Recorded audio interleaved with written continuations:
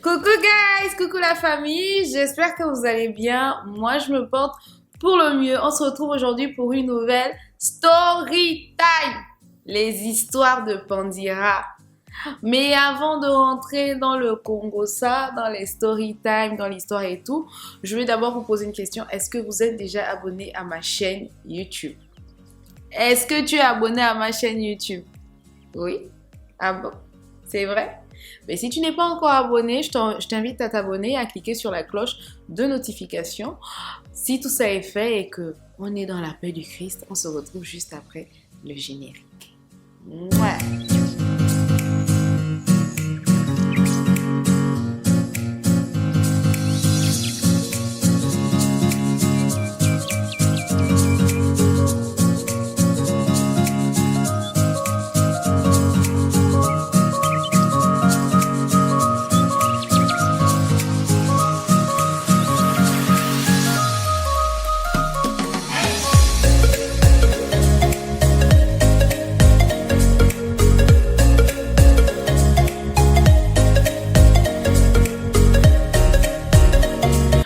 Coucou, nous revoilà. C'est vrai, quand on voit le titre, c'est une story time assez triste, assez plein de souvenirs, plein de douleurs, beaucoup de choses qui fondent le cœur, mais je choisis de la raconter avec tout l'amour, tout le peps possible. Mais avant de rentrer dans la story time, je viens m'adresser aux fans des paris sportifs. Alors, j'ai un petit cadeau pour vous. Je vous invite à télécharger l'application OneXBet et à ajouter mon code promo qui n'est tout autre que 01 Pandira, qui est juste là en dessous, qui vous donne 200% de bonus sur tous vos paris sportifs. Sport confondu. Allez, allez-y gagner de l'argent et envoyez-moi un peu, oh, pardon. Si c'est fait, rentrons dans la story time. J'avais déjà en parlé brièvement dans le témoignage sur ma grossesse, donc sur la venue de ma première fille. Pour l'instant, elle est l'unique, hein, mais c'est la toute première parce que je sais que Dieu va me gracier d'un autre miracle sûrement dans les années à venir. Donc, j'avais déjà en parlé brièvement dans cette story time. Si tu ne l'as pas encore regardé, je t'invite à aller scroller plus bas là-bas et aller profiter de cette histoire qui peut fortifier plus d'une. Donc, là, aujourd'hui, on va parler de ma toute première fausse couche. Vous allez me dire, première fausse couche, quoi? Il y en a eu beaucoup? Oui. J'ai eu 9 fausses couches dans ma vie. 9! Et une grossesse extra-utérine. Ceux qui me suivent sont déjà au courant. Donc, voilà. Maintenant, je vais vous parler de celle qui a marqué. Vous allez comprendre pourquoi elle m'a marqué, pourquoi elle m'a autant... Vous allez comprendre. Donc, je suis toute jeune, je suis au collège en classe de 3e. Je prépare mon brevet, donc mon BEPC. Et j'ai quelqu'un que je fréquente dans le quartier qui n'est tout autre que le voisin. Depuis ce jour, wallahi, talahi, billahi, je ne peux plus sortir avec le voisin. Plus jamais de ma vie. I am testing the voisin. Je suis toute jeune, je viens de rentrer dans la route des hommes, comme on dit si poliment. Et je me sépare de mon premier homme, donc cet homme va être le deuxième avec qui je vais me mettre. Je ne veux pas que les gens viennent juger. Vous n'êtes pas sains, nous le savons. C'est juste que nous, on assume et on met ça dehors. Donc voilà. Oui, là c'est tout bon. J'ai un peu zoomé. Donc, voilà. Je commence à avoir une relation avec, avec mon voisin. Et puis, ça me facilite. Hein. J'ai le temps de sauter la fenêtre. J'ai pas, après, je reviens. Au moins, je ne cours pas des kilomètres. Moi, je ne prends pas tout le risque. Il est juste à côté. Donc, on commence une relation et tout ça. Et il s'avère que je tombe enceinte. Oh my God! Le monde me tombe dessus. Je ne sais même pas que je suis enceinte. Je sais juste que je dors beaucoup. Je sais juste que je suis fatiguée. Et puis, j'ai dit à ma grande sœur que, depuis 1 mois et demi, je ne me sens pas bien. Elle me dit, tu as vu tes règles? Je dis oui. Elle me dit, mais c'est dû à quoi la fatigue? Donc, je me dis que peut-être je traîne quelque chose, un bobo, je ne sais pas. Pour l'instant, on ne met pas l'accentuation sur le fait, excusez-moi, je vais me mettre à l'aise. On ne met pas l'accentuation sur le fait que je sois peut-être enceinte. On n'a pas pour l'instant l'idée, je n'en parle pas à ma mère, je n'en parle à personne, hormis ma grande sœur. Et là, un soir, je dis quand même au gars que je sais pas, je me sens vraiment pas bien du tout. Je vais essayer de faire un test de grossesse. Il me dit non, je dis non, je vais quand même essayer parce que ça dure depuis 1 mois et demi, donc je ne sais pas, il faut que je fasse un test. Tout en sachant que j'ai vu mes menstrues. Donc je ne vais pas faire le bébé test et il s'avère que c'est positif. Eh oui, je suis enceinte en classe de 3e. J'ai quel âge? Je suis toute jeune, toute petite, tout un petit bébé à ses parents qui n'a pas écouté les conseils. Bon, la peur m'envahit, je suis traumatisée, choquée. Quand j'avais le goût, je n'avais pas tous ces traumatismes. Mais bon, sur le coup, les traumatismes sont là et je panique. Et première décision, je vais interrompre ma grossesse. Par tous les moyens. Si on me dit bois ça, je vais boire. Si on me dit fais ça, je vais faire. Si on me dit fais ça. Mais rien. Aucune douleur, aucune goutte de sang. Rien ne sort. Et après, un jour, je vais chez ma tante parce que ma mère, en nettoyant la chambre, est tombée sur le bébé test. Donc, je fuis. Je vais chez ma tante. Et on me cherche, on ne sait pas où je suis. C'est dans la soirée que ma tante me ramène, etc. Je trouve la maison. Toi-même, depuis quand tu es en train de descendre la colline, tu sens la chaleur. Je vois mon père, je vois ma mère, je vois mon oncle. Je suis là, comme ça. On me pose la question fatidique. Qui t'a enceinté? Qui est l'auteur? Moi qui fermé la bouche, je vois comment mon père une gifle que bien dosée au visage.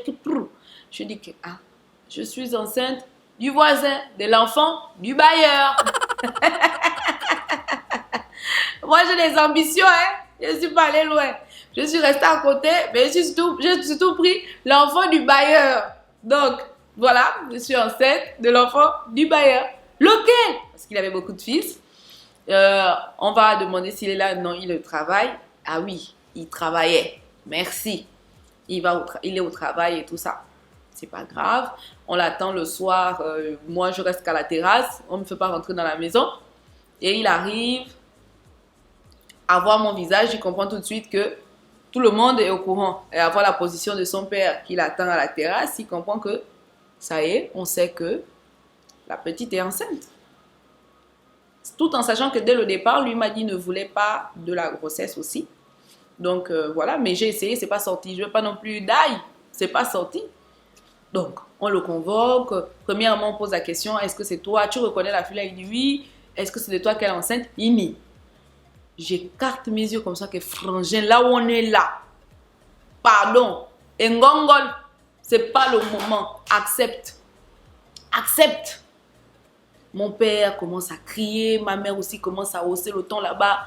Le gars finit par dire que oui, je suis l'auteur de la grossesse. Ok, vous avez décidé quoi? Le gars a dit, à la base, je lui ai dit que sa décision était la mienne. Après, j'ai jugé qu'elle est en classe d'examen. Ah, mon père dit que, quand vous étiez en train de faire là-bas le goût, vous connaissez les hommes pour nous avec la grossièreté. Vous étiez en train de faire là-bas le goût, tu n'as pas vu qu'elle était en classe d'examen. Tu n'as pas vu qu'elle passait le BPC. À quel moment, c'est maintenant quand le résultat est là que tu viens penser qu'elle est en classe d'examen. Machin, ça a chauffé le bruit. Le bruit. Non, trop de bruit. Moi, tout ce temps-là, je suis la chienne. Mon père dit que tu as cherché le foyer, va. Vivre chez le mari. Ma mère aussi dit, elle n'est pas à part. Mon père dit que je suis maintenant au milieu, j'attends la décision finale. Le gars aussi est là, comme ça. Lui aussi, il attend la décision finale. Son père aussi attend la décision finale. Ce soir-là, je dors chez mes parents. Et ma mère, oui, ce soir-là, je dors chez mes parents. Le lendemain, on va en clinique, donc avec mes parents, pour voir s'il y a possibilité d'interrompre la grossesse. Donc, on arrive là-bas. Quand on fait l'échographie, ma mère voit le bébé, elle dit que non, non, non, non, non, non, je ne peux pas faire ça. L'enfant là est déjà formé. L'enfant là, c'est déjà quelqu'un. Je vois même que quand on met le truc, l'échographie, l'enfant m'a regardé. Je dis que maman, why? Et à ce moment, je vous assure que quand j'ai vu l'échographie, enfin, sur l'appareil, je me suis dit à ce moment, j'ai pas envie d'enlever.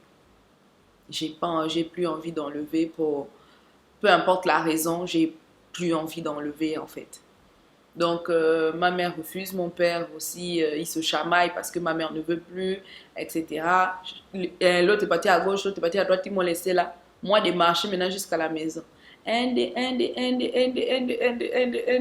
Puisque je suis venue sans téléphone.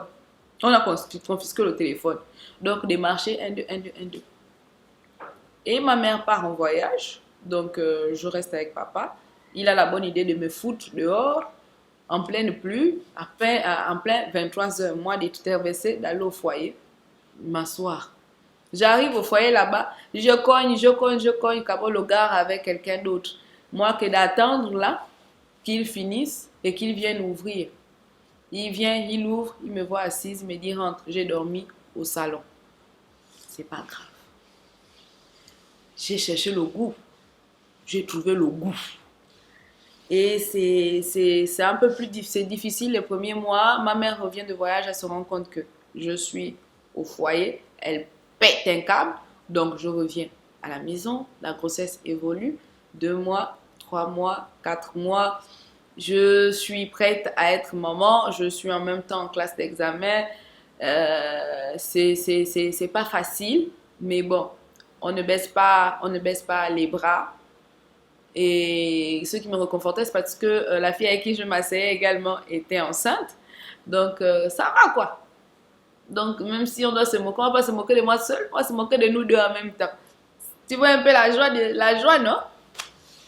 Et je m'attache à cet enfant, les coups de pied, je suis contente. Quand le gars vient, il me donne l'argent du mois pour aller faire les achats du bébé, pour commencer à acheter le trousseau, parce que ma mère avait exigé qu'il donne une somme par mois pour que j'achète déjà le trousseau un peu pour éviter de courir à la dernière minute, etc.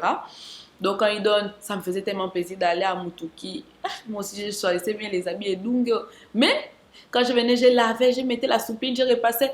Il y avait, peu importe l'âge, quand tu es appelé à être mère, la femme a cet instinct maternel que peu importe l'âge, il se développe en fait. Peu importe l'âge, il se développe.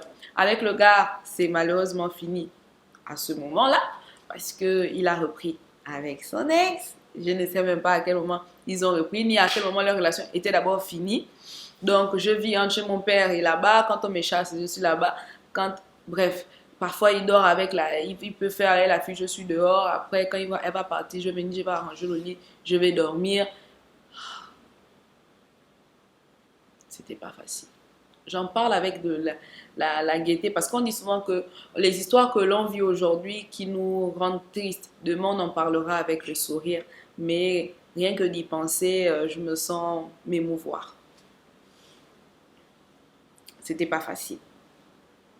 Et à l'école, les examens arrivent aussi. Et je suis obligée de faire les épreuves sportives. On me met inapte, donc je fais plus le sport. C'est pas grave, ça m'arrange, je vais étudier. Donc, je suis inapte pour les épreuves sportives, etc., etc. Je fais mes échographies, je fais mes visites à la PMI de glace. On arrive dans le 5e mois, on découvre le sexe, c'est une petite fille. Aujourd'hui, je pense qu'elle aurait eu 14 ans ou 15 ans. Non, 14 ans, puisque Fabiola a 15 ans. Elle aurait eu 14 ans. Je devais avoir une fille de 14 ans comme la blague. Oh! Une adolescente. Ah ça, elle aurait eu 14 ans cette année, normalement. Et on découvre le sexe, on est content et tout ça. Papa a finalement accepté. C'est même papa qui vérifie si j'ai mangé. C'est papa, comme je buvais énormément de coca, c'est papa aussi qui cédait un peu au caprice. On va boire le coca. Le jour, il veut m'insulter, il m'insulte. Le jour, bref, je vous épargne beaucoup de détails. Chez le gars là-bas, ça ne va pas. Je pleure parce que voilà quoi. C'est fort. C'est fort. Après, Un jour, je suis en train de prendre les... Enfin, il avait sa relation, mais c'était toujours moi qui étais là, la petite Edunga, la petite ménagère. J'ai lavé les habits, j'ai fait ceci. Je me rappelle qu'une fois, ma mère est venue me trouver en train de laver les habits et qu'à la bassine, les habits du gars, de ses frères. Ma mère a fait tout un scandale. Que oui, ma fille est enceinte de votre fils, mais c'est pas non plus votre ménagère. Chez elle, elle lave ses habits, oui. Mais ça, ce sont ses habits même de la maison, les habits de l'école et autres. C'est lavé par la ménagère. Donc, je ne peux pas concevoir. Oh, ma fille, ma mère aussi, quand ça monte, ça monte. Tout pour elle sort là-bas. Et c'est la dernière fois que même j'ai eu à dormir dans cette maison. C'est la dernière fois. Depuis le scandale, depuis le pétage de plomb de ma mère. Donc, c'était la dernière fois. Je n'ai plus jamais dormi là-bas. Et j'arrivais même difficilement maintenant là-bas.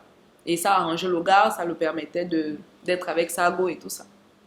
Et puis à l'école, un jour, je commence à me sentir très très mal. J'ai des petits pincements au bas-ventre. Je pense que là, je rentre dans mon 6e mois. J'ai des pincements au bas-ventre. Ça pique, ça pique. Ça vient, ça part. Ça vient, ça part. Je suis une gamine qui a juste fait une bêtise. Et dans cette bêtise, il y a un résultat. Mais je maîtrise vraiment pas grand-chose. Et donc, je signale quand même à ma condisciple que, je lui demande, puisqu'on évolue presque au même moment, je dis, tu sens les petits piquements? Elle me dit, moi j'ai senti ça la dernière fois à l'hôpital, la dernière visite, on m'a dit, c'est l'enfant qui prend de la place. Je dis, ok. Ça fait tic, tic, tic, après ça part, ça fait tic, tic, tic, après ça part. Et je pars chuchoter à l'oreille du professeur, le professeur me dit, tu veux pas rentrer? Je dis que, je n'ai pas la clé et il n'y a personne à la maison. Il me dit donc, allonge-toi, va au fond de la classe, tu t'allonges un peu et tout ça. 13h arrive, je me sens de plus en plus mal, j'ai des sueurs froides. Mes copines m'accompagnent, on marche, elles m'accompagnent jusqu'à la maison. J'arrive, mon père arrive quelques minutes après, je dis à papa que je me sens pas bien. Il me dit, va dormir dans ma chambre, tu mets la clim, c'est sûrement vos malaises de grossesse. Et il envoie quelqu'un aller m'acheter une bouteille de coca, donc tu dors, tu bois. Je suis là-bas dans la chambre, j'ai de plus en plus mal, de plus en plus mal. Et je me suis endormie à un moment, je pense que, je sais pas, j'ai peut-être fait abstraction de la douleur ou je ne sais pas, mais j'ai dormi. Et c'est mon cousin, mon grand frère qui vient dans la chambre pour vérifier parce qu'il faut savoir que dans cette grossesse, j'étais follement amoureuse. C'est une façon de dire, mais ma grossesse n'aimait que mon cousin. Je mange que quand mon cousin est là. Si je ne ris que quand il est là. Quand il est là, je suis contente. Je vais dormir que sur lui. On dirait que c'était lui l'auteur de la grossesse. Façon l'enfant là, dans cette grossesse, j'ai aimé mon cousin là. Aujourd'hui, il est en Allemagne. Façon dans la grossesse là, j'ai aimé mon cousin là. C'était pas possible. C'était pas possible. Si je peux manger seul, je vais aller vomir. Mais quand je mange avec lui, j'ai le goût. On mange dans la même assiette. Non, c'était quelque chose. Et donc, quand lui aussi il rentrait des cours, parce qu'à l'époque il était à l'UOB, quand il rentrait des cours, il va me chercher. S'il ne me voit pas, il va venir voir si je vais bien. Il prenait soin de moi, quoi. Parce qu'il comprenait aussi qu'avec l'autre chiffon de l'autre côté, c'était pas facile. Donc, il vient dans la chambre. Et dans ma chambre, il ne m'a pas trouvé. Donc, il va dans la chambre de papa. Il met la lumière et il se rend compte que. Il s'est dit d'abord à la base que c'était un dessin. D'accord? Mais après, il regarde bien, il voit que c'est une mare de sang. Et là, il réveille, panique. Bon, il me réveille, il me dit, c'est quoi? Tu es en train de saigner. Qu'est-ce que c'est? Il appelle papa, papa aussi vient là-bas. Oh, soulevez, soulevez. On m'emmène à l'hôpital Jeanne et Bory. Et quand on arrive à Jeanne et Bory, pour me prendre en charge, on me demande de payer une caution il faut d'abord payer une caution, je pense que c'était 400 000 avant de prendre en charge. On dit, mais regardez, c'est une primipare, on n'arrive pas à comprendre, elle n'est pas à terme. Je saignais, mais je ne peux pas vous dire, je pissais le sang. Je ne vais pas pisser comme ça, c'est pas les pipis, c'est le sang. Essayez de voir, non, il faut d'abord la caution. Mon père, à ce moment, il est fauché, il n'a rien sur lui. Ma mère, on appelle ma mère pour l'expliquer. Et tout ça, c'est elle qui va à la banque parce que moi, le père de ma fille, il travaillait en Toum. Donc, il partait le matin, il revenait le soir, le temps qu'il arrive, j'ai le temps de crever et tout ça. Donc, ma mère part à la banque, elle réussit à avoir les 400 000, elle vient payer la caution. Là, on commence à me prendre en charge, auscultation, etc., etc. Pour nous dire à la fin qu'ils n'ont pas d'échographie, que la machine de l'échographie est en panne. Finalement, vous avez mis la pression, vous aurez pu nous dire ça depuis, on l'aurait d'abord amené peut-être dans la clinique plus haut pour aller faire l'échographie et revenir. Donc, ma mère pète un câble, on lui demande de rester tranquille. Donc, elle me soulève, on part à la clinique qui est nette à 6 cadeaux de lui. On fait l'échographie. Là-bas, ils nous sauvent un gros français que le contenu n'a pas de problème, c'est le contenant qui a le problème. Mais qu'est-ce que ça veut dire? On ne comprend pas. On revient avec le résultat de l'échographie et tout ça. On dit, bon, elle n'est pas à terme pour l'instant, le col est fermé. Donc, nous allons l'hospitaliser pour calmer les douleurs. C'est peut-être un truc passager. Mais les saignements, on a dit qu'on va attendre les résultats des examens. On me fait monter alors en hospitalisation normale, donc de médecine générale, pas du côté de la maternité, qui était en bas avant. Je ne sais pas si ça a changé aujourd'hui. Et là, quand on me fait hospitaliser, on m'hospitalise dans une salle où il y a une dame très très malade. Je préfère pas énumérer sa maladie parce que l'infirmière a dû siffler à ma mère que voilà la maladie de la dame, etc. Mais elle est vraiment fatiguée, elle est vraiment... non, franchement, elle était touchée cette femme. Donc, ils me mettent au 3e étage, 3e ou 2e étage, un truc comme ça en tout cas, étage en haut. Et j'ai de plus en plus mal, mais je dors un peu. Et puis maintenant, les douleurs s'accélèrent. Vers 2 heures du matin, mon père est arrivé, il voulait me voir. On ne l'a pas laissé accès, donc il faisait son tapage en bas. Après, il est rentré. Et vers 3 heures, je dis, je n'en peux plus, je pleure, je crie de douleur. C'est la dame là qui descend pour appeler les infirmières en bas. C'est-à-dire qu'il n'y a pas une qui dit qu'il y a le cas de douleur, on va peut-être faire la ronde. On m'a hospitalisé, il était 21h. De 21h à 2h du matin, je n'ai reçu aucune visite pour venir voir si ça va ou quoi que ce soit. Donc, c'est la dame là qui prend sa perfusion, qui descend, aller appeler les infirmières que la petite là, c'est autre chose en haut là-bas, ça ne va pas. Je me pliais, je me tordais de douleur. Et là, elle monte. Elle voit le sang sur le lit. Pourtant, on m'avait mis une couche, mais là, ça a débordé la couche. Est-ce qu'elle n'est pas en train de faire une hémorragie? Est-ce que je commence à dire que j'ai envie de faire caca? Oh, elle est en train d'accoucher. Je ne peux pas accoucher. Je suis à 6 mois. Ils ont appelé ça avortement tardif. Oui. Ou un truc comme ça, comme avortement tardif. On descend. On me met sur le brancard. Il faut me faire descendre pour aller en maternité. Je ne pouvais plus. Je dis, je pousse au seul. Je sens comme quelque chose, puisqu'ils m'ont mis sur le brancard. Mais en même temps, ils ont mis un pot, comme un pot en dessous, au cas où. Et c'est dans ce, j'entends seulement piou. Et dans le piou là, je touche... là, je sais pas, je touche ce qu'il y a dedans pour qu'au cas où c'est la tête, que la tête ne soit pas dans la mare de sang. Donc, j'essaye d'attraper. Ah, Seigneur, j'essaye d'attraper ça. On arrive, mais elle a déjà accouché. Elle a déjà accouché. Je vois comment on met ma fille. Ah, Seigneur.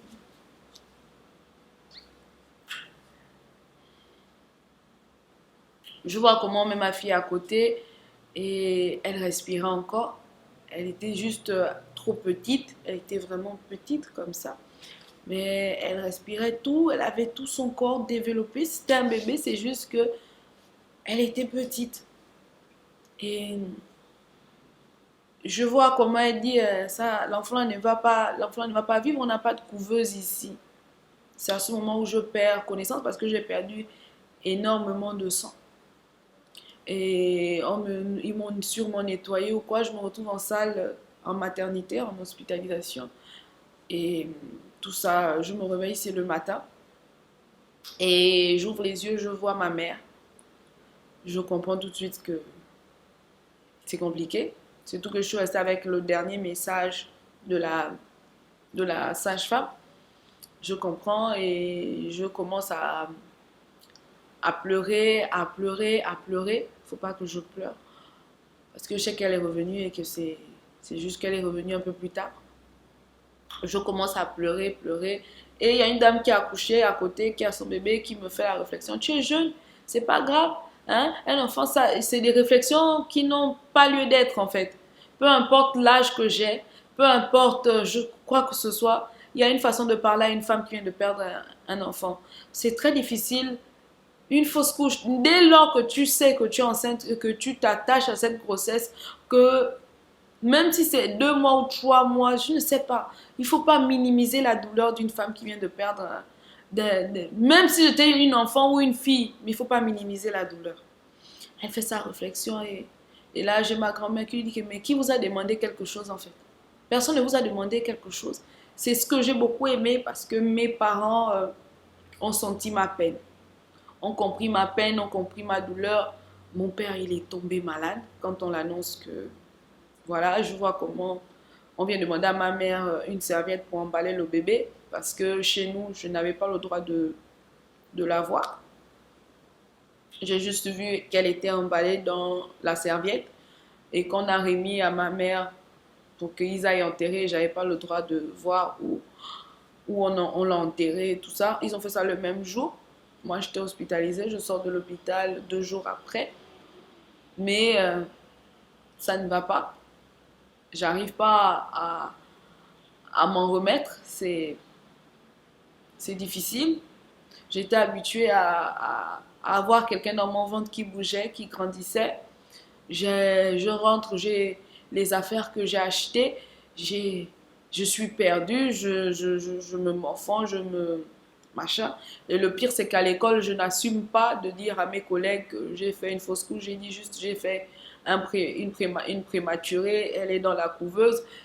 J'ai honte de dire que, pas honte, mais j'ai peur d'affronter que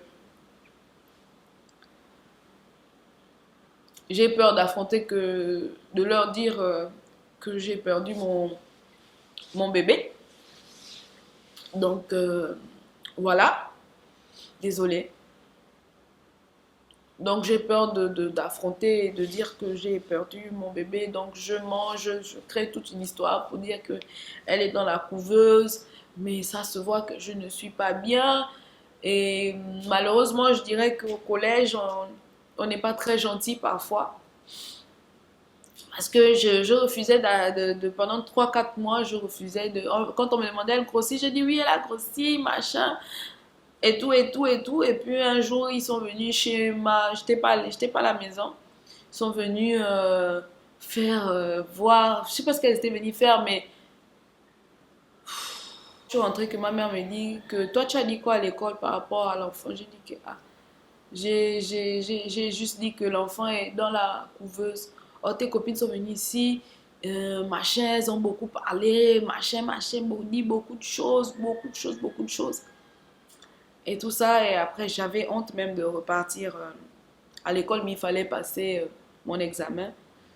Je suis repartie, c'était les moqueries, menteuse, machin, c'était les regards malsains.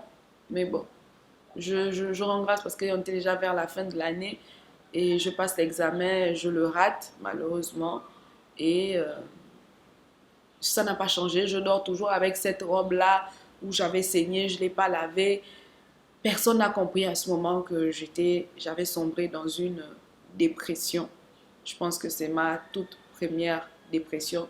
Je mangeais pas, je mangeais plus, je buvais plus. Je pense qu'on m'a même hospitalisée pour déshydratation. Ça n'allait pas, ça n'allait pas, ça n'allait pas, ça n'allait pas. J'arrivais pas à supporter de plus la voir. Et je pouvais voir dans les yeux de mon père, plus que ma mère même, que mon père, lui, il était très, très, très affecté parce qu'il avait fini par accepter ce bébé. Donc je pars, je finis les examens, je pars, on m'envoie ailleurs. Et, et voilà, on m'envoie ailleurs, c'est-à-dire en vacances. Et j'essaye, mais j'y arrive pas. J'y arrive pas. C'est le temps qui m'a pensé, c'est le temps qui a cicatrisé la plaie. Et tout ça, et je rends grâce. Pourquoi? Parce que mes parents étaient là. Mes parents me soutenaient, comprenaient ma peine. On ne me brusquait pas à la maison.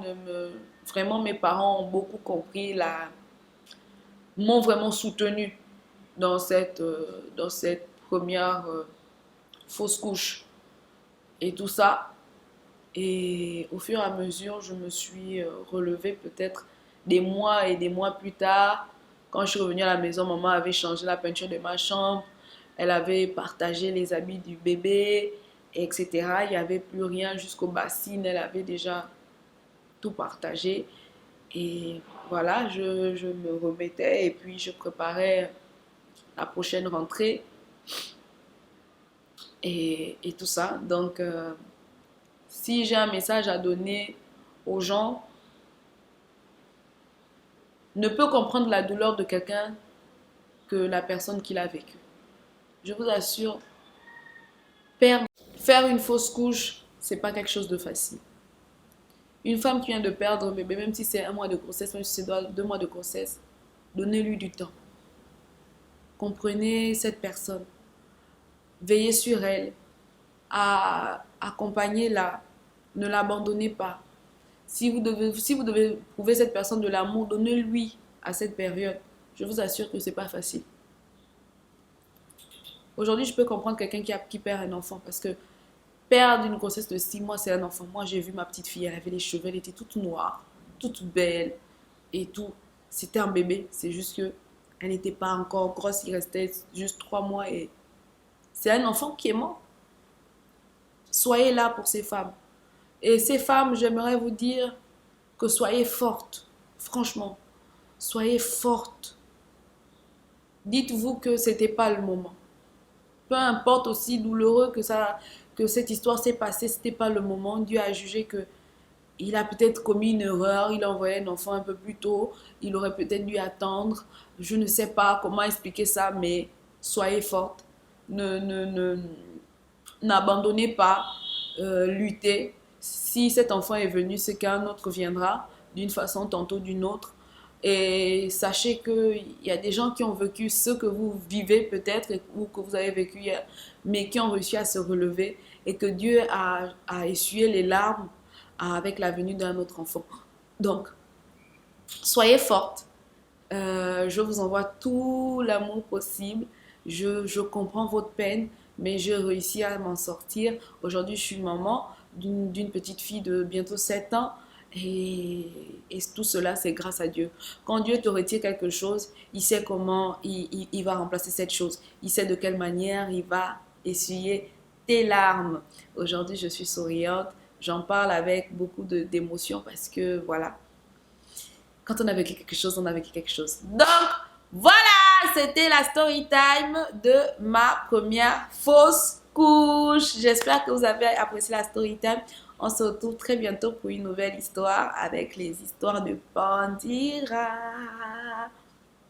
N'oublie pas de t'abonner et de cliquer la cloche de notification. Sur ce, que Dieu vous garde. À très bientôt. Beaucoup de courage.